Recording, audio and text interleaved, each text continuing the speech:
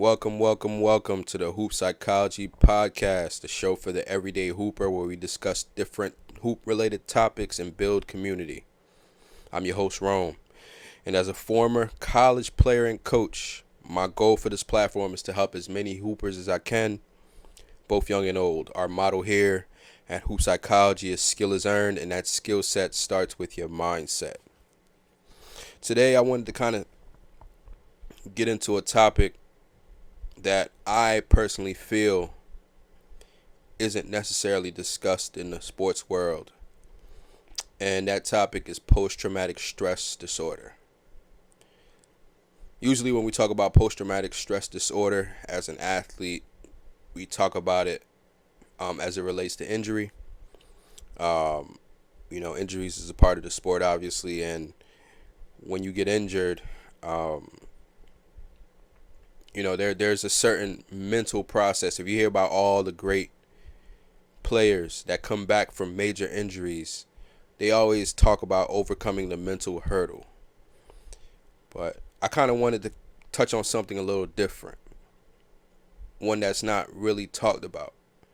But I personally feel a lot of athletes, especially hoopers, experience it, and it's post-traumatic sports disorder. This term does not belong to me. I heard it first from a podcast, the Secret to Success podcast, as a matter of fact, by the 9-to-5 millionaire, Mr. Jamal King. So he talked about post-traumatic sports disorder. And when I first heard the term years ago, I was just like, yeah, I got that. Guilty.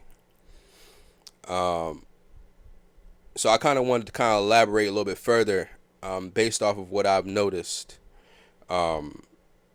regarding the term. But before I get into the actual term or the coined term post-traumatic sports disorder, I wanted to talk about post-traumatic stress disorder briefly. If you'll bear with me here, I'm going to pull up the definition. 1 second. Post-traumatic stress disorder, or PTSD, is a mental health condition that's caused by an extremely stressful or terrifying event, either being part of it or witnessing it. Symptoms may include flashbacks, nightmares, severe anxiety, uncontrollable thoughts about the event. Most people who go through traumatic events may have a hard time adjusting and coping for a short time, but with time and taking good care of themselves, they usually get better. If the symptoms get worse, last for months or years, and affect their ability to function daily, they may have PTSD. Getting treatment for PTSD symptoms may arise and can be very important to ease symptoms and help people function better. Okay. So PTSD. I don't want to make light of the term. I personally have experienced PTSD outside of sports, but that's another topic for another day. But I kind of wanted to just stay on topic and talk about it from a sports perspective. I'll get into a personal story, actually. When my career ended, my sophomore year in college, as I mentioned in the previous episode, I wanted to stay connected to the game. So I was still attached to playing. I felt like obviously my career didn't end on my terms. And I wanted to, stay a part of the game. So thankfully, and I'm saying thankfully now, hindsight being 2020, I got an opportunity to stay a part of the game, by, playing with the women's team as a practice player, slash, student coach. That eventually led to me being an assistant, post graduation. But for a while, I actually didn't touch a basketball because I had to deal with the stress and the trauma of the event. And that event in particular was my career ending the way that it did. I don't want to get into the particulars of how it ended. I kind of touched on it briefly last episode, but it was definitely one of those events that was pivotal in my transition. I'll say that. When you grow up playing a sport for what seems like a large part of your life, you dedicate blood, sweat, and tears to it, and it ends within a snap of a finger. It leaves you dumbfounded, right? You don't know what's next. You don't know what to do. I actually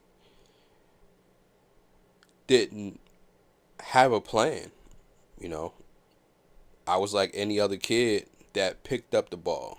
My goal was to play pro. So when it ended, I didn't know, what I was going to do next.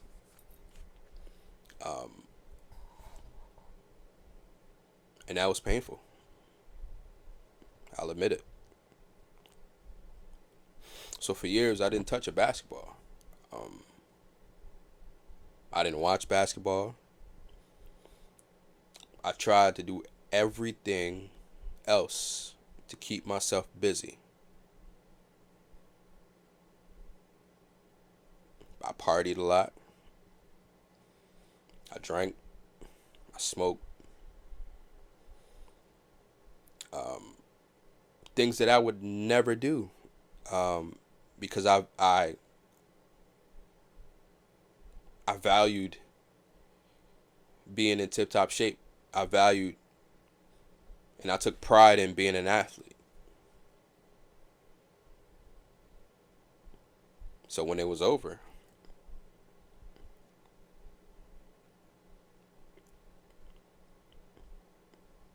I couldn't deal with it.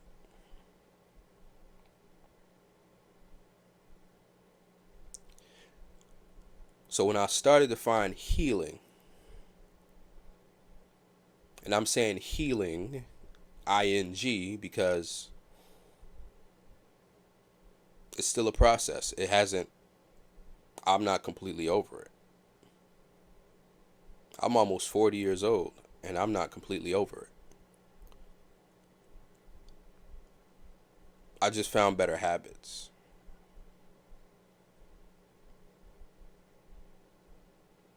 But when I started to find healing was when I got into coaching.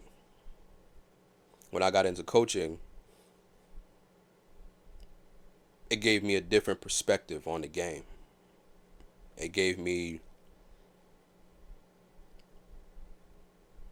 a different way to do the thing that I love, do the thing that I sacrificed my social life, I sacrificed relationships, I sacrificed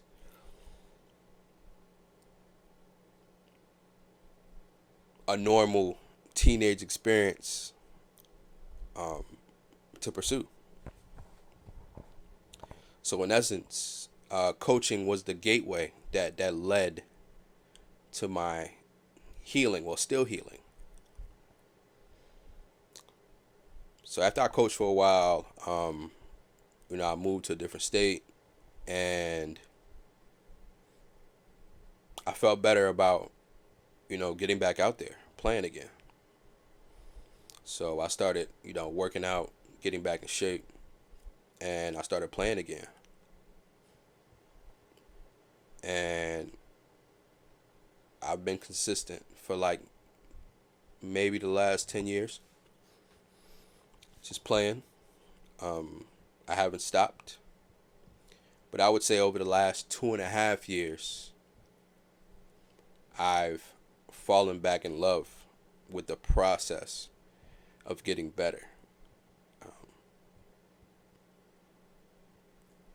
And there's actually a method to my madness this time around. I'm more intentional with it because I know, like, eventually, my playing days will end. Lord willing, it will be, 60, 65, right? But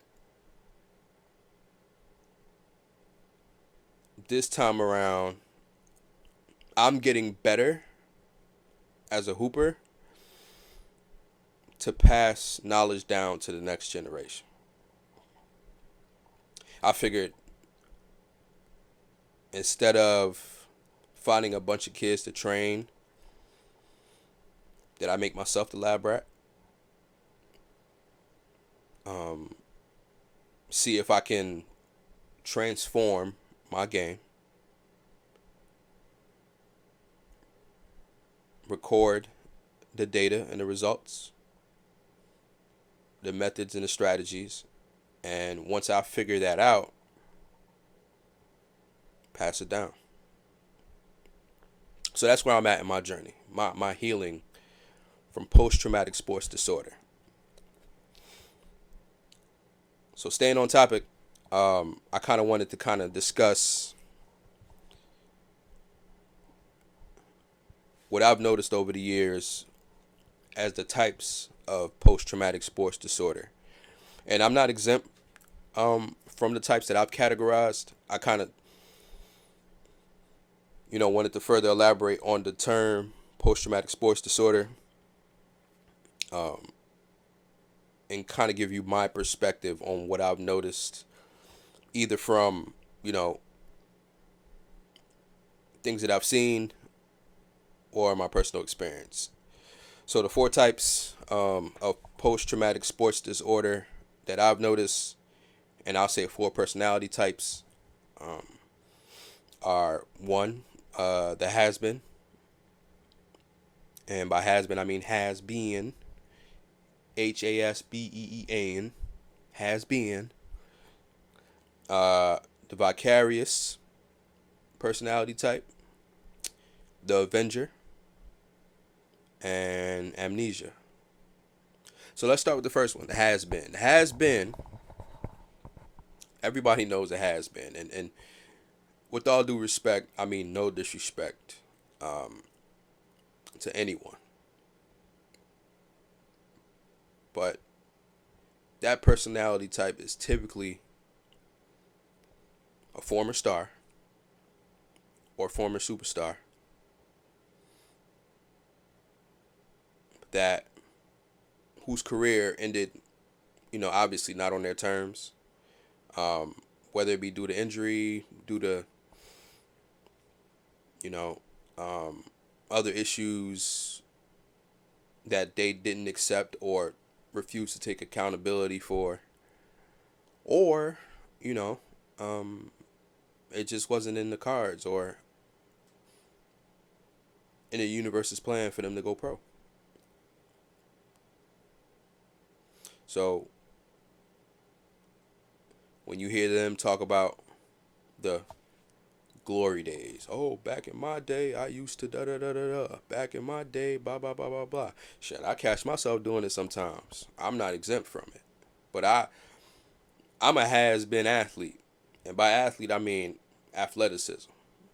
Right? I typically I'll go back to them days, boy, when I used to catch a body, when I used to dunk the ball, and oh, back in my day, back when I was 17, 18, 19, 20, 21, 22, 23, 25.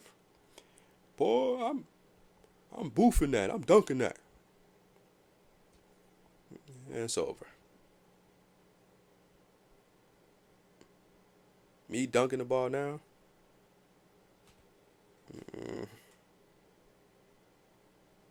So yeah, I'm a has-been in that sense.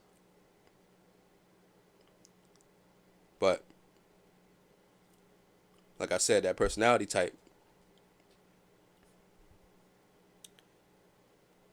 they're quick to argue about how many ports they scored, or how they used to kick everybody's ass back in the day, or how they used to be the man, or how you couldn't hold their jock strap, or whatever other argument that they would make to validate the fact that they used to be the best thing since sliced bread when it came to whatever sport that they played. I'm going to make this conversation broad now. I'm not even going to stick to hoops.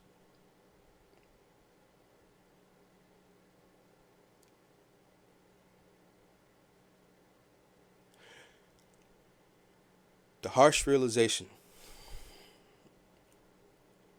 about playing the sport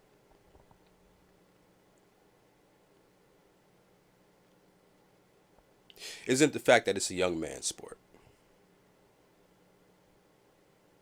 It's actually the fact that it's a what have you done for me lately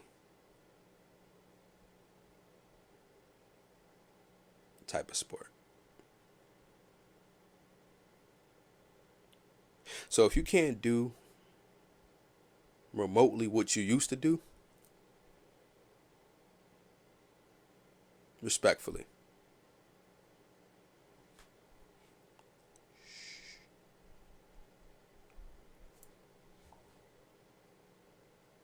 it don't matter.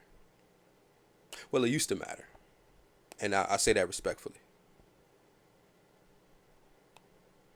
I know a lot of people that got busy. And those are fun stories to tell. And those are stories I'm probably still going to tell my grandkids. Especially the people I went against. Especially the people I had to guard. You motherfuckers was tough. Respects. All due respects.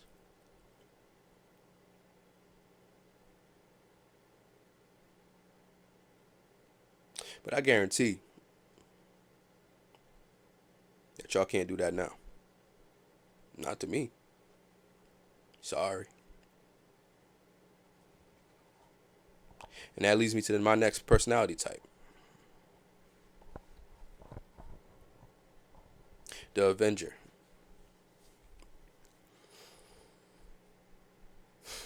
The Avenger is the guy or girl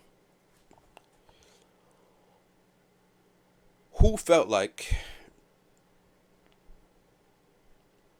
they bought in. They bought into whatever the coach said. They bought into the program. They bought into the system. They bought into all the pep talks, the motivation. Shit.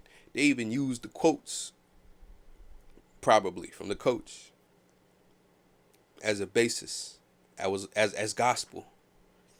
When they worked on their game, hoping and wishing that they'll fucking get an opportunity, and they never got it.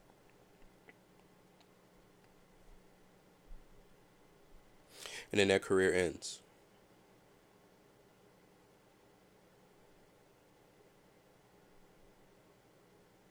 So now they spend the rest of their fucking lives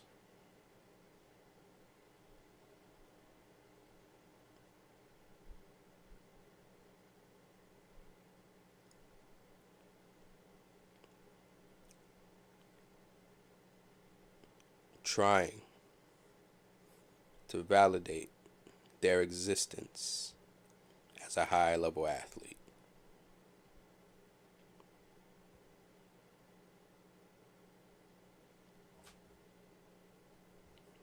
I'm an Avenger.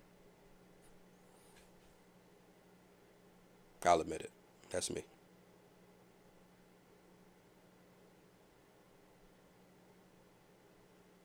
I'm a 39-year-old rec league hooper, albeit with an impressive resume, but I still feel unfulfilled. I still feel like I got some shit to prove every time I step out there. Not to anybody else. That was, I don't know, years ago when I felt like I had to prove myself to other people. But to me, to myself. So that leads to a lot of inner turmoil, if we're being honest. A lot of unnecessary pressure. We're talking about rec league. Shit don't even count, for real. But it counts to me.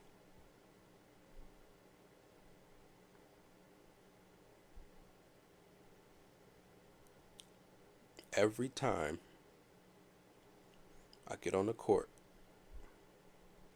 and I'm in that mode, kill mode, it doesn't matter who's in front of me. You're going to catch the wrath.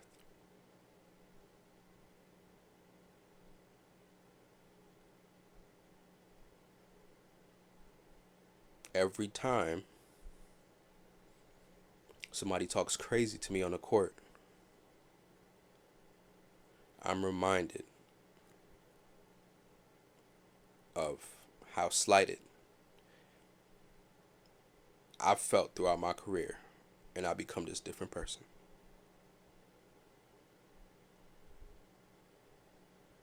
So if you see me on the court, smiling, having a good time, just enjoying the cardiovascular aspect of it, just leave me alone. Sometimes it's best to let sleeping dogs lie.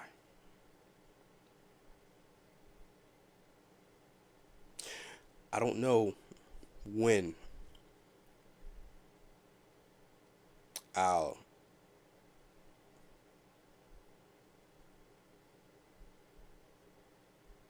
put that part of me to rest. Like I said, I'm still healing.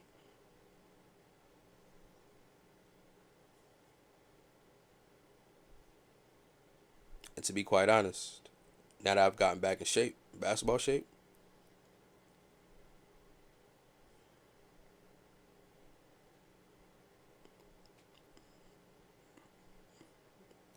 that thirst has been insatiable.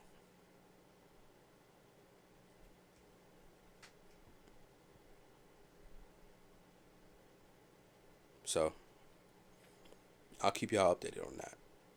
But me aside, the Avenger, that's the guy who's probably going to stay in shape till his 60s, because in the back of his mind, he still feels like he got some shit to prove. That's me.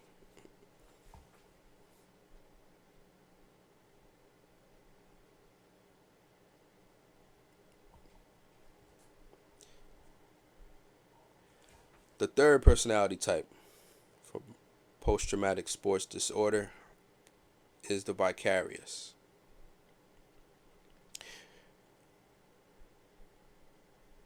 And when I talk about these personality types, I don't want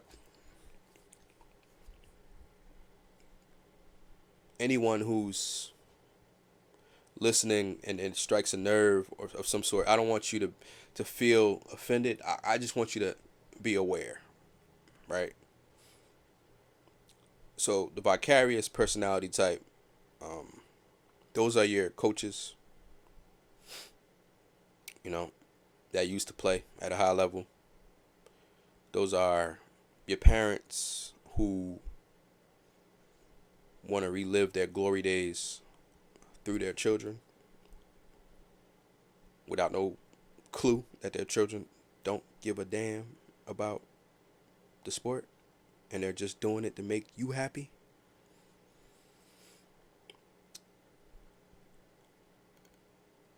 The Vicarious is anyone who's trying to see a version of themselves in someone else that hoops.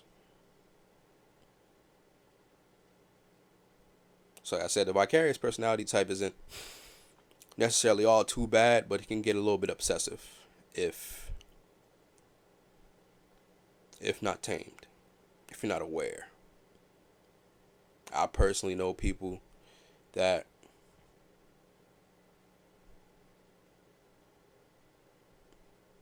have ruined their relationship with their children because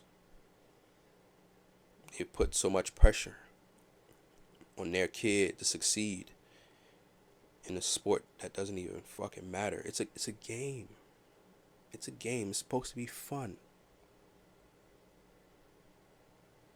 Shit. The other day I saw an Instagram video of a dad, and he had like a resistance band, and he had the resistance band wrapped around his waist, and then the resistance band is like wrapped around a little kid waist. And I say little kid because this kid was like 2 years old. That's what the caption said. Oh, he's two.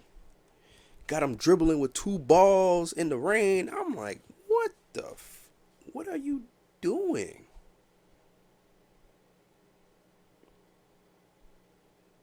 Granted, if that's what your kid wants to do, go for it.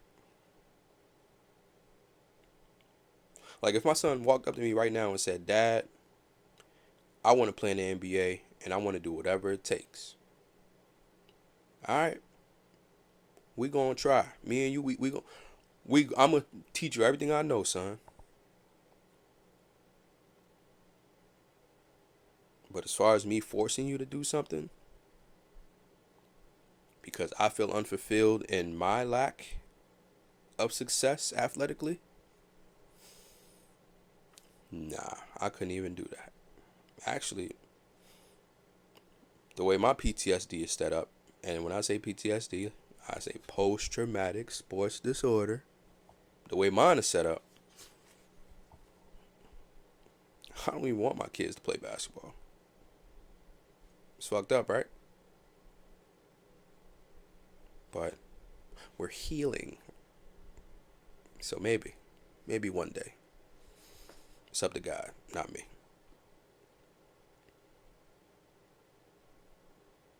So we've touched on the has been. We've touched on the Avenger. We've touched on the Vicarious. And lastly, I want to touch on the Amnesia personality type. So the Amnesia personality type is someone who was close, someone who was legit, who had an actual shot, who probably was either all conference, all state, all American, who was really, really close to getting to the mountaintop. And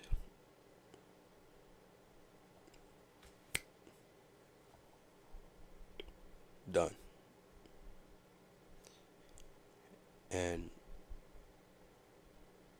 it hurts so much that they don't want to think about the sport that they play. They don't want to look at it.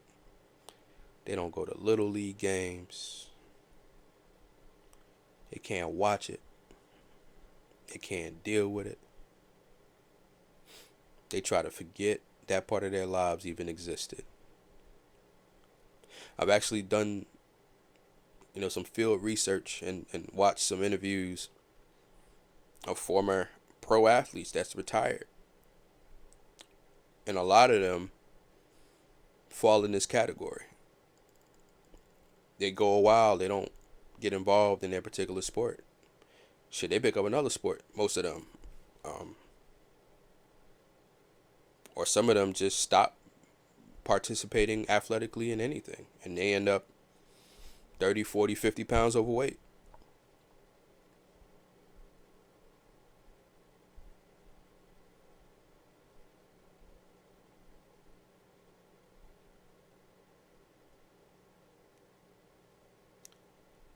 Like I said, the disclaimer at an earlier point in this conversation isn't to belittle, bash, pass judgment on these personality types, because I fall into this category as well. It's more or less to bring awareness and to let you know that whatever you're experiencing or if you've been experiencing is a real thing. It's post-traumatic stress disorder, my dog. It's just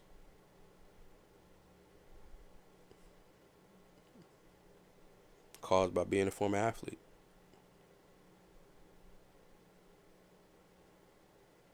So if you're aware, then you can self-assess. And if you can self-assess, then you can find healing. And healing is a process.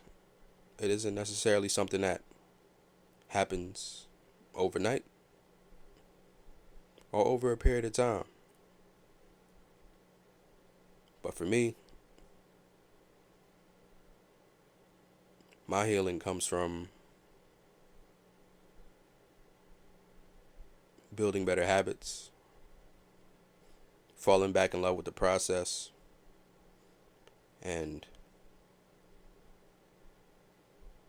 being a resource to who needs it.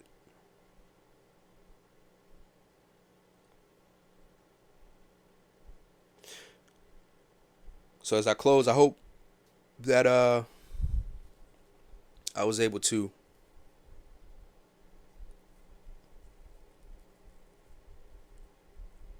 make you think a little bit about this.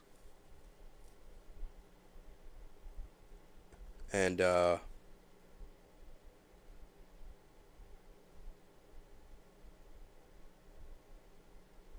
hopefully you're aware. And if you don't fall into any of these personality types as a former athlete, or if you're a combination of all four, or if you feel like none of these terms fit you, or maybe I might have missed something, let me know. I'd definitely be interested in finding out. But like I said, we're a community. I wish y'all the best. And thanks for listening. I'll talk to y'all soon. Peace.